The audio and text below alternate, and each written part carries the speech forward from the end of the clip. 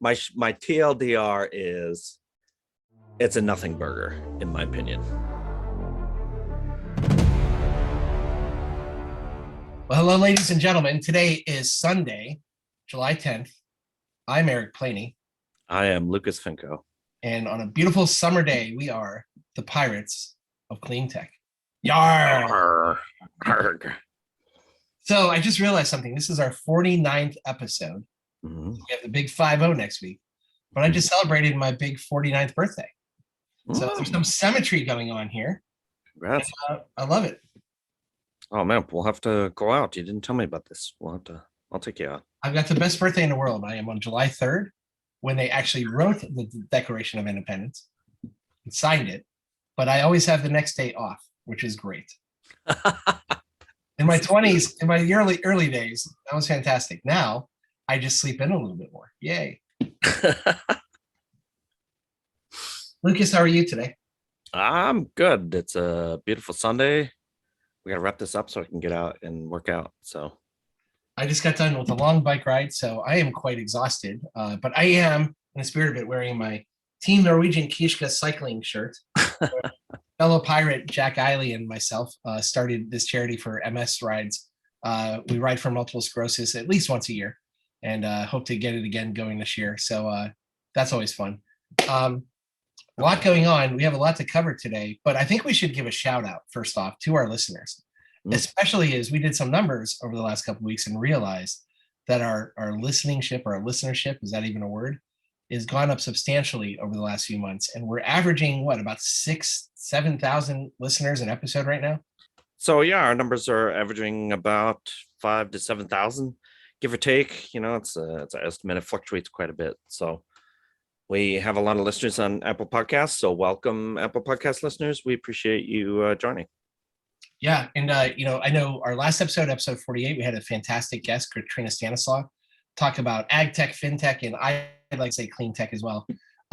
She was great. We got a lot of good feedback. We got a lot of people saying ag tech is something that they haven't thought about, and now it's starting to grow with them as well. So really appreciative. And next week or our next episode is the big 5-0, and knock on wood, we may have a very special guest for that episode to really celebrate not just what we've been doing on Pirates, but what you all have been doing as practitioners in the clean tech industry. So it's really going to be a great celebration of everything that's gone on over the last couple of years.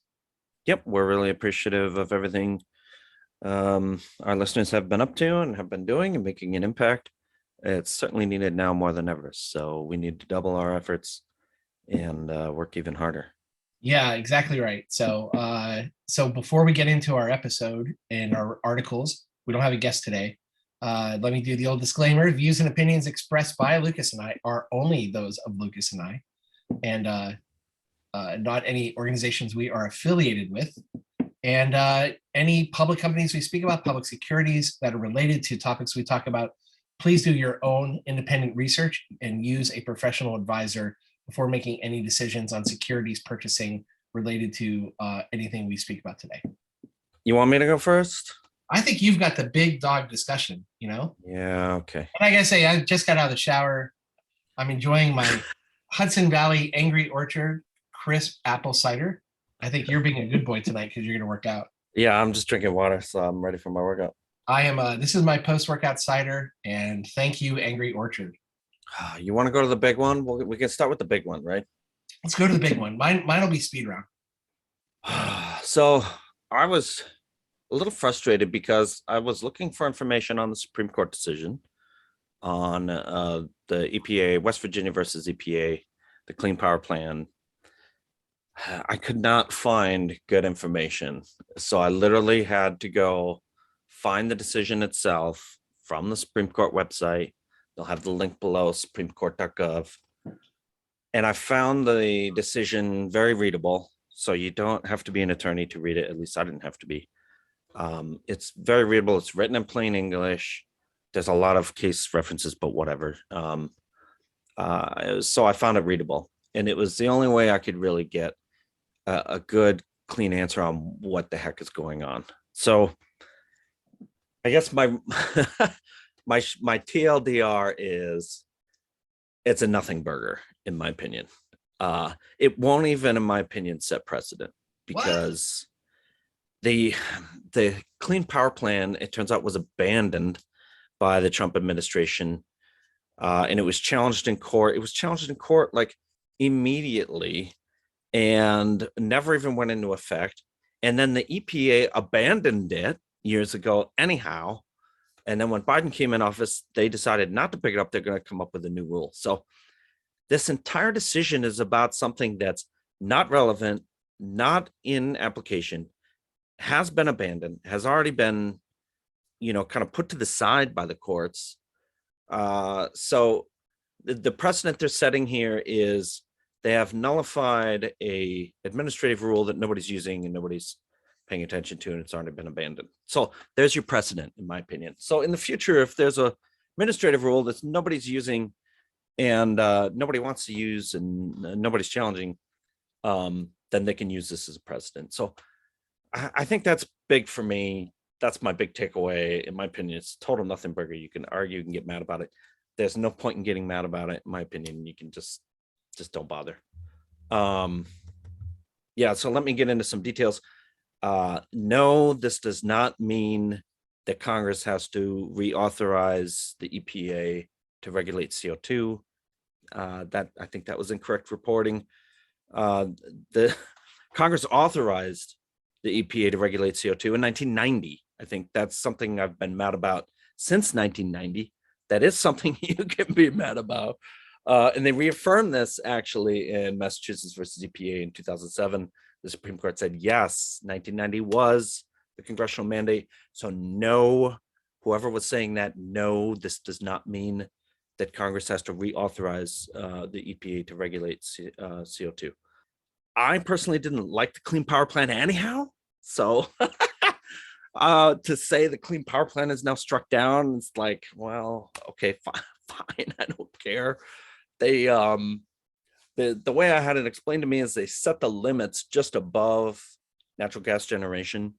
So it literally was a kill coal and support natural gas plan. And, I used to call it the natural gas power plan, not the Clean Power Plan. And it never ever went into the fact, and the EPA abandoned it. They used something called the best system for emission reduction.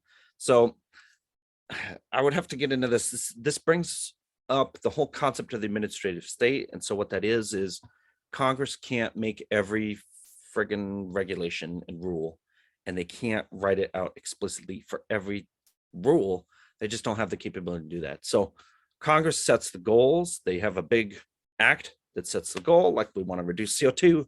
And then they give it to the EPA and they say, you make the rules, you hire a bunch of experts that know what they're talking about and know what they're doing, and you make the rules. So that's this administrative state that people talk about.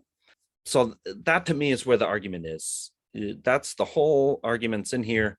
When Congress said this, they did not mean that, to come from the EPA. So that's the basic argument here. The argument that they made was that this best system of emission reduction was basically generation shifting. That's what EPA said. And the Supreme Court is saying, no, you can't do that. The traditional view from the EPA is that you have a building with a pipe and there's some emissions coming out, and the EPA can make a rule regulating how much comes out of that pipe. That's not what they did here. What they did was try to generation shift. So they tried to reduce emissions by using less coal generators and more natural gas generators and more solar and wind. So they're saying that was an overstep. You're not saying how much can come out of my building anymore. You're literally moving, loads in the electric grid, and that was an overreach. So that's their that's the argument against. And now I also went down to the dissent to get the other side. And I was also kind of disappointed because he starts with a climate change lecture, which I don't think has anything to do with the law. Like, I didn't come here to get a climate change lecture, but I mean, if you want one. So that was a little upsetting too. And then, basically the dissent is easy because, basically everything they argue about is in the purview of the EPA, and Congress did mandate the EPA to regulate CO2. Yeah, so, I mean, there's enough holes in this whole thing that it's basically meaningless, in my opinion. It's a total nothing burger. It can't really set a precedent, in my opinion. So, yeah, I just wouldn't get upset about it. Wow, that's you're packing in a lot there, and you're kind of going against the grain, right? Because Yeah. I read an article yesterday where Scientific American was interviewing Christine Todd Whitman, probably the most famous EPA administrator. She was under George W. Bush, and I think this was after she was already first female governor of New Jersey. And she was saying straight out that this is a setback for the EPA's ability to regulate, and that this is a political decision. This is not uh, something that is a nothing burger, and she didn't use that word. I sat there when I didn't know, I didn't read the decision, but I have done my reading. And I talked to a couple good friends, including some pirates from the past. And it sounds your point, Lucas, about really it's about regulating within the four corners of the planet. And I think that's even a phrase that may have been used. And so they're just simply saying the EPA can't go beyond those four corners. So the question I have is this something that is clearly an issue that Congress can rectify by passing legislation to expand and broaden EPA's regulatory powers, effectively? But I worry about that because Congress in general over the years wants to have nothing to do with that type of regulation. That's why they created the EPA in the first place, along with Nixon. So what is the remedy here? Like what will happen over the next couple of years? Well, another beauty thing about the Clean Power Plan was that the states and the industry moved in that direction anyhow.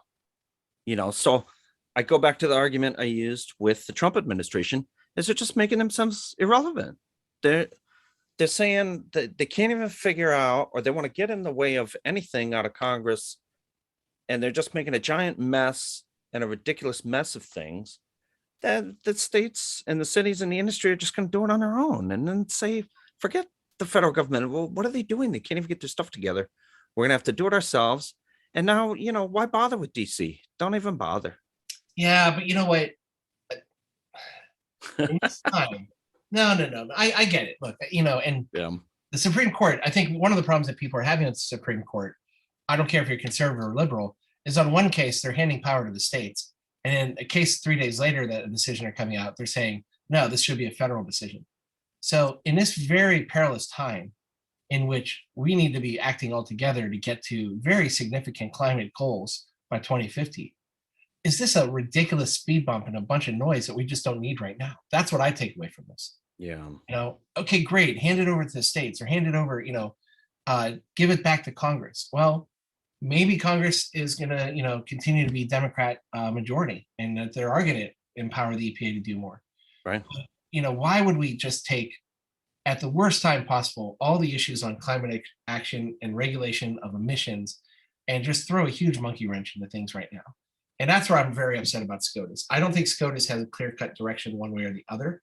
They just want to, it seemed to me it's more political than it should have been. And so I don't think even SCOTUS should have even had a ruling on this. They should have just let the EPA do their thing. That's my personal opinion. I can agree with that. Yeah, I can agree with that. I wouldn't call it political even. I would call it special interest. There's some fear that there's some outside influence on SCOTUS. And this is a good case of that. It just looks like it's the coal industry, funding mud throwing. And it is clear that coal got decimated under this plan. But they ended up getting decimated anyhow. So, yeah.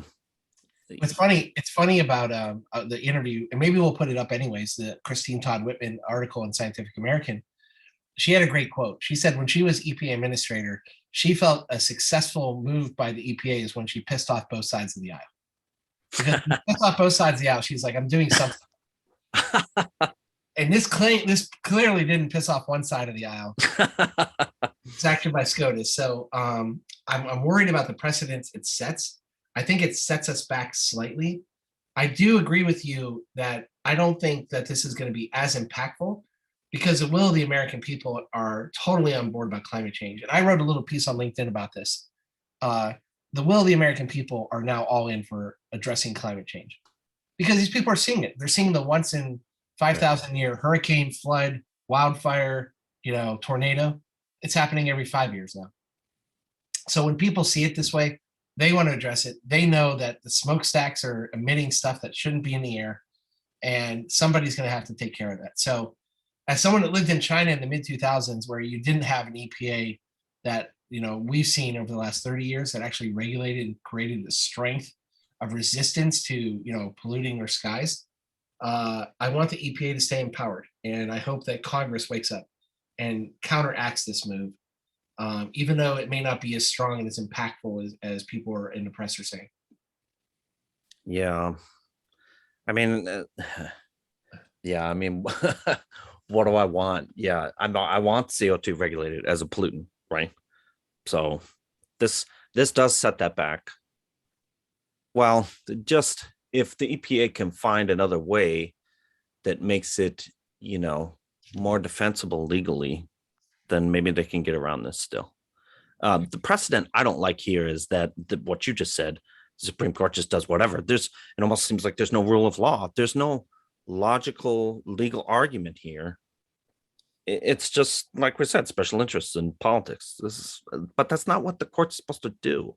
No, the court is supposed to be above all that right now. Yeah, I think that's correct. what I'm worried about. I'm going to go off topic, but there's this great episode of The West Wing years ago where there were 2 vacancies at one point, and the president, who was Democrat, decided to placate his conservatives in Congress by bringing on an incredible intellect conservative.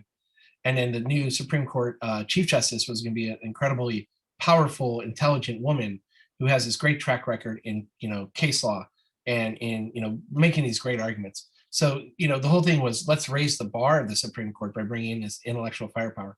We're not doing that right now. We're just picking sides. We're just picking sides right now. It's pretty bad, Yeah, you said it. I didn't say it. When Matt Damon and his parody on SNL of a certain Supreme Court justice sounded as intelligent as the Supreme Court justice, yeah, I'm a little bit worried. Yeah. So I guess this is kind of what I thought, what I was thinking about when I said we're in the middle transition, right? And things start to break. So this is a little bit of a setback, but this is like, these are shots fired in the middle transition period. And this is kind of what I was thinking, like regulation, how we're going to do regulation, how we're going to manage the grid, things like that. Those are the kind of things I thought were going to break in this middle transition. However, we're seeing much more affronting things happening in the middle transition. So I'll bring this one up. This was from the Wall Street Journal. France is going to nationalize their power company EDF to help it combat Europe's energy crisis. Okay, so this is not, this and the fertilizer riots in the Netherlands. Okay, these things I did not envision when I said things are going to start breaking. So that's gone a little too far, in my opinion. We can't just take 30% of, the farming output away overnight. We can't do that. I didn't expect major power companies to need to be nationalized.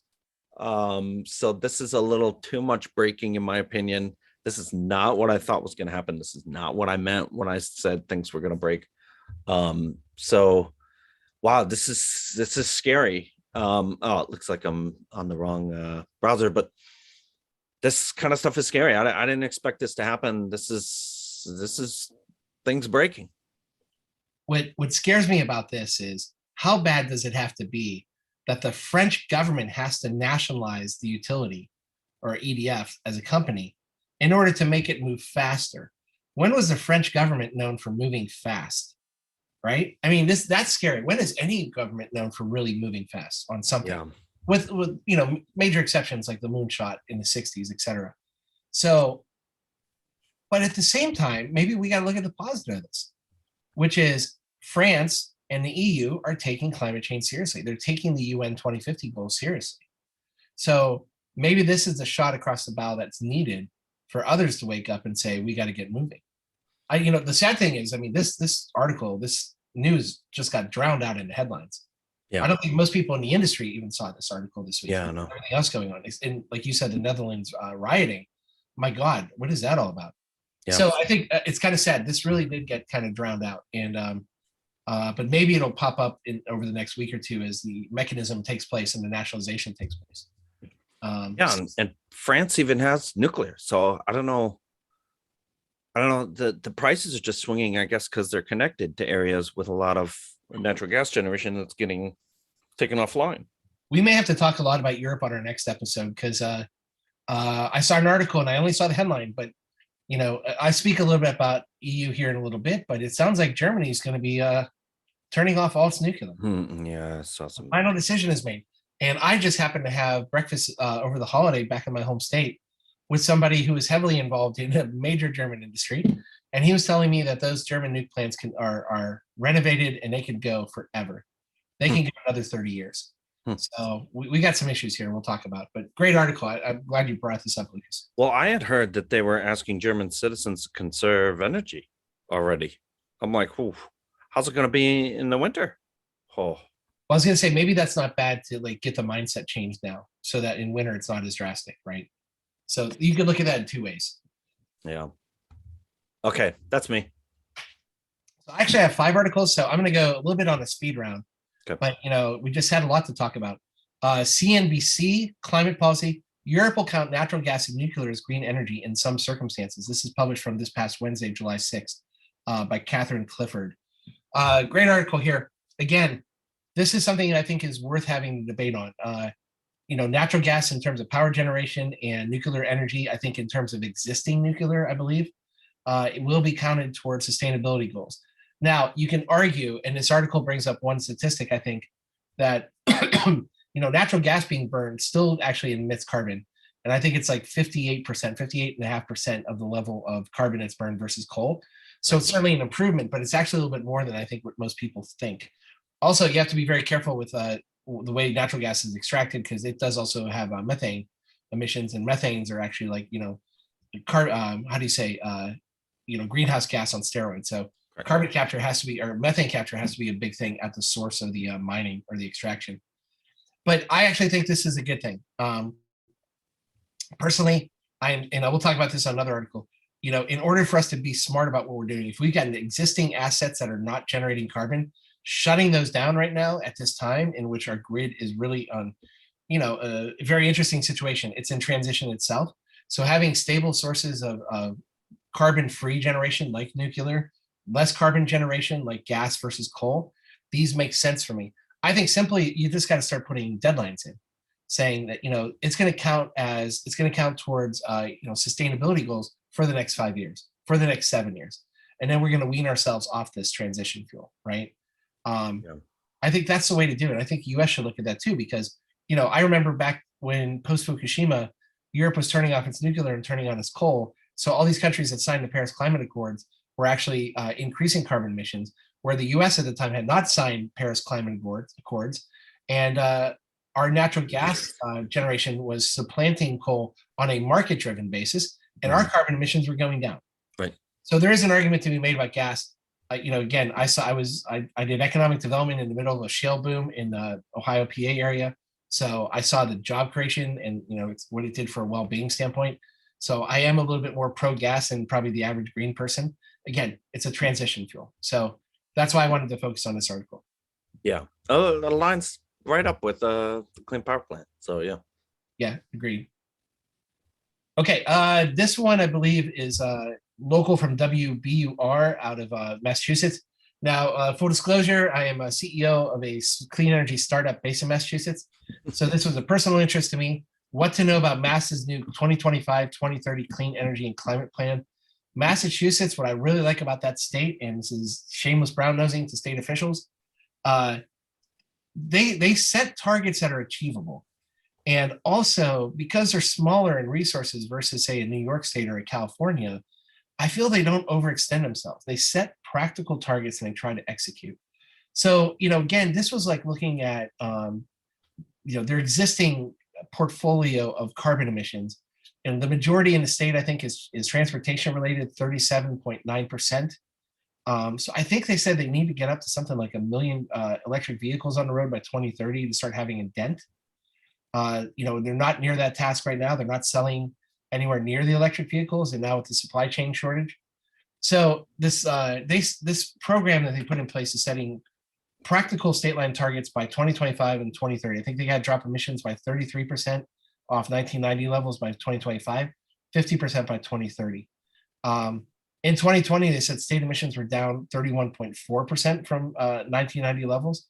But again, that was a little bit because of the pandemic, slowed the economy itself. So some just carbon generation that was offline because of slowing of the economy probably did come back online. So that is not a straight out statistic that gives you hope. There's going to be some noise in that. You're scrolling right now. 2025, the state said they need to have 200,000 electric vehicles on the road and 15,000 public charging stations.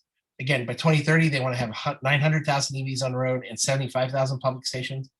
With only 51,000 EVs on the road currently, they got a long way to go. You know, I just like this article, I guess, before going into like line by line detail on electric vehicles specifically. Again, where we are making a mistake is that a lot of OEMs are going all in on electric vehicles right now. There are going to be battery shortages, material shortages. I still think that we should be putting out hybrid vehicles, and they should be adopted better by the green community. I think the green community has shot themselves in the foot by not adopting hybrid vehicles like your plug-in ones like the Chevy Volt, your your HEVs like the Toyota Prius and like the Crosstrek that I drive. Those should have been adopted better and faster because you could stay away from the gas pump, get better mileage, smaller batteries that could be spread out among more cars. And that would have been the way to go. So we got to get better, folks, about thinking about, we can't just be all in right now. You know, we have to be all in, cognizant of where there are resource constraints over the next 5 years so that we're better aligned to hit the targets by 2050 that we really need to hit. Totally agree with you. Yep. Okay. This one is actually a press release, but there's a lot of articles on it. And honestly, this one, I would almost want to have a conversation unto itself.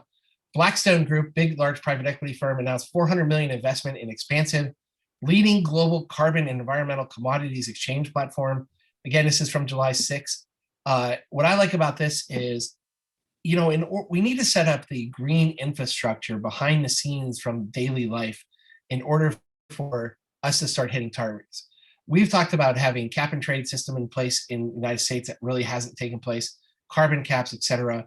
But you need to also have the platforms in which companies can buy and sell and trade those so that on a net basis, at the end of the day, people are actually starting to see reductions in carbon emissions by companies, but also they're also having some sort of bridge techniques, if you will, to help them get to the limits they need to. And having the type of company like Expansive in place, you know, and having a big investment by Blackstone who can scale it up quickly makes a lot of sense. They're quoting a friend, an old contact of mine, Bilal Kong, Senior Managing Director, who's done a lot of work in energy space globally. You know, he recognized and they recognize that environmental commodities are a critical new asset that must be scaled exponentially. Blackstone's the type of firm that can do it. They talked to Dave Foley, who's the head of Global Blackstone Energy Partners, who says very similar. Again, this is the unsexy stuff that happens behind the scenes that really only Wall Street seems to understand, along with some of the more sophisticated energy emitting companies or carbon emitting companies. These platforms need to be expanded, so it's good to see investment going this way. Yeah, and you know, I've been highly critical of net zero. I've said everybody can't be net zero and still emitting. So, you know, you're going to have a cop on the beat. And so, I mean, who better to crack heads than Wall Street, right? So hopefully they can be kind of a cop on this beat too. Well, I agree with your first point on the cop on the beat. I'm not sure most people are going to agree with your phrase, who better than Wall Street to be? different kind of cop, I guess. Yeah. We're not going to, I don't know. We're not going to edit that out, but you're not going to get, I think, a lot of people to sign off on that one. All right. But I think there has to be definitely some oversight in this. And I think like it's heading the right direction. But good luck to Blackstone on executing on that. Hope to talk to them soon. Forbes, clean energy jobs are booming. You hear that word? Booming. Booming. Making up for rising fossil fuel unemployment. This is actually a little bit dated. This is from June 29th. Not too dated. No. But this one really caught my eye. And just scrolling through it, there's some great data points that, of course, I didn't write down, but when I reread it this morning, you know, overall energy sector jobs rose more than 4% in 2021, adding more than 300,000 jobs to reach more than 7.8 million in total energy. Okay, so that's everything. But within that, and that actually outpaced the job growth in non-energy sectors, but nearly 3.1 million of total energy jobs are in net zero aligned industries, composing 41% of total energy jobs. Isn't that amazing? 41% of total energy jobs are now aligned to net zero. And that's renewable energy, grid technology, transmission distribution, energy storage, nuclear energy, biofuels, efficiency, and electric vehicles. Now, it's amazing about electric vehicles because 5 years ago, a guy working on an assembly line at Ford making, a cargo van isn't a green energy job, but now he may be making a green electric van, and that is a green energy job. So just that simple transition by one of the OEMs automatically switches that job into a net zero or green energy job. That's fantastic. Energy storage, we're seeing that booming. Transmission and distribution, you can argue whether that's really green, but if you're making a more efficient system, I would argue that's green. So this is just really good news. And we're quoting Secretary of Energy Jennifer Granholm, who was just talking about these jobs are so critical for the buy-in, and she doesn't say this, but I think she meant to say, for the buy-in by the American people. When they know that your neighbor is actually working in a green energy job and they're making good money, that's great. Yeah. So I'm really happy about this. Wow. Yeah. Those are huge numbers. It's really impressive. So really, really happy to see that. I think it's this article that was saying that, say, for example, in California, I think the average green energy job was maybe $90,000 versus $61,000 for average job in California. So that's some serious buck, above the average. Yeah. Okay. Cool. See, this is my last one, I think. We are the Pirates of Clean Tech, so why don't we talk a little bit of tech? We've talked about this a little bit before, but July 6th, again, this must have been a date that everything came out. World Economic Forum, article entitled, "Are Underwater Turbines the Next Big Clean Energy Source?" And I know that we've talked about tidal technology and wave technology, but when you see, if you actually watch us on YouTube, and none of you actually do, but when you see this photo of these incredible, powerful wind turbines, it looks like something out of The Empire Strikes Back, right? These look like something that would be on Cloud City, but they look incredibly powerful, sitting on an ocean floor here. And these turbines, with very strong stationary units, if you will, to hold them in place, all lined up in a grid formation, taking advantage of movement and currents. I think this is great because I think this is not disrupting anything in nature. Hydro can be criticized because it disrupts the natural flow of rivers and et cetera, et cetera. But when you have tidal like this, and when you have underwater wind turbine technology, I think it's worth exploring. And so I thought this was a really good article. I recommend people to skim through it. I think they're talking about, if you could skim really quick, Lucas, because I can't remember the phrase but the Department of Energy is actually putting a lot of money into this. And I think they actually call their research system sharks, which is one of their underwater turbine technologies. So you got to give them some shout out for coming out with this. I think one of the systems is called Manta. But they think they can get to electricity below 5 cents a kilowatt hour under a couple of these systems. So that's pretty amazing, given that it would probably take some serious capital expenditures to get there. But I love this article. I actually do recommend people to click on the link for the podcast to look at the visuals. The visuals are incredibly stunning. This is some James Bond, excuse my French, this is some James Bond shit we got going on here. And I think it's really cool. So great way to end our articles for today. Yeah, I'm a huge fan of tidal. We've had tidal experiments in the East River, New York City, and the power has just been off the charts, which has been incredible. So there's a ton of power there, and it's totally predictable. If you know when the tides are, when you get that power. So if we have power when the sun shines and the wind blows and the tide comes in or out, we're doing pretty good right there. So yeah. I understand East River though in New York City. How does tidal work with all those cement chewed mafia bodies in the bottom of the river? Oh, Jesus. Right? Don't they interrupt the tide a little bit? No, Eric, no. Just saying, it's sad to say, man, we've had a lot of TV mobsters pass away over the last couple of weeks. Ray Liotta, James Caan, Paulie from The Sopranos. Sopranos, yeah. So, rest in peace, all our television mobsters. Well, thanks for joining us for another episode. Yeah, this is great. Lucas, at least for the time being, why don't you tell people where they can find us?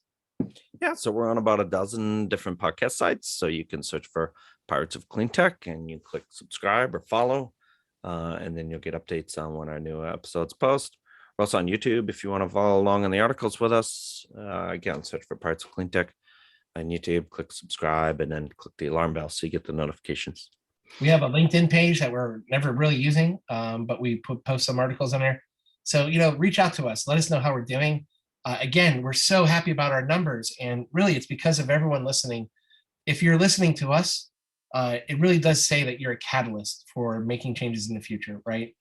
We'd love to, take credit for our incredible banter and conversation, and as if we're like really cool guys to listen to, but we know that's not true. You're actually here for the content, and we're so appreciative about that. So keep it up and keep spreading the word, because that's what we try to do on a daily basis. Yep, this is the spot to be up to date on everything that's happening in clean tech, and we love being on this journey with you. So thank you. And stay tuned. Episode 50 is going to be a good one. We're Yeah, just gonna pull in that big whale of a guest that we think we can pull in. you better let the ink dry first. We got to get the ink in the first place. Anyways, with that, I am Eric Planey. I am Lucas Finco. We are always indebted to you as the Pirates of Clean Tech. 24/7.